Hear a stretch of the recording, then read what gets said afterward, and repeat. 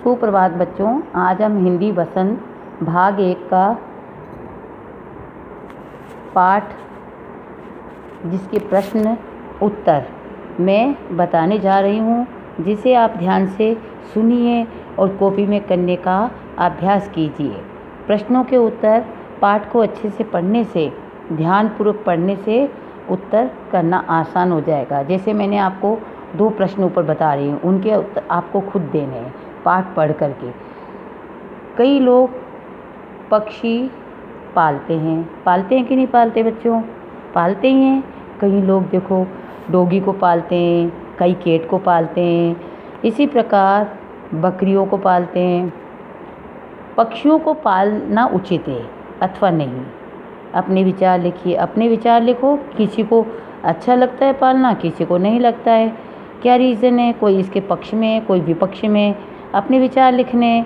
क्या आपने या अपनी जानकारी में किसी ने कभी कोई पक्षी पाला है और उसकी देखरेख किस प्रकार की जाती होगी, इसके बारे में भी आप लिखिए कि आपने कभी कोई पक्षी पाला है क्या। इस प्रकार क और ख का उत्तर आप अपना ध्यानपूर्वक पाठ पढ़ के और देने का अभ्यास करें।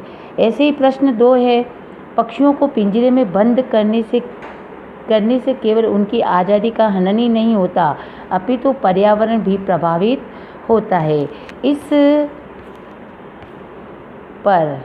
इस विषय पर 10 पंक्तियाँ लिखिए। पक्षियों को पिंजरे में बंद करने से केवल उनकी आज़ादी का हनन नहीं होता, अपितु पर्यावरण भी प्रभावित। इस विषय पर 10 पंक्तियाँ आपको लिखनी है। अब जैसे अनुमान और कल्पना के आधार पर मैं आपको कुछ प्रश्न बता रही हूँ, आप उनके उत्तर कर सकते हैं। मैंने उत्तर भी दिए हैं यहाँ पर।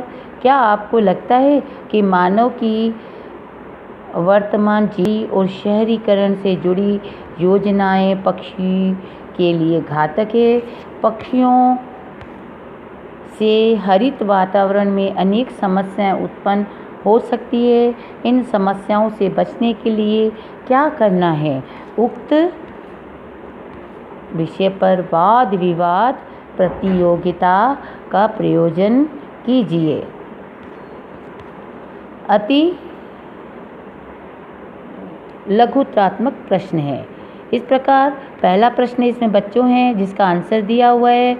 इस कविता तथा कवि का नाम बताइए। इस कविता का नाम हम पक्षी उन्मुख गगन के हैं और किसने लिखा है? कवि का नाम है शिवमंगल सिंह सुमन। बच्चों, ये कुछ प्रश्न मैंने उत्तर भी दिए हुए हैं, आप आसानी से कर लेंगे और करके कॉपी में सुंदर सुंदर लेख से लिखने का अभ्यास करेंगे, जिससे कि आपके सारे प्रश्न अच्छे हो जाएंगे। धन्यवाद।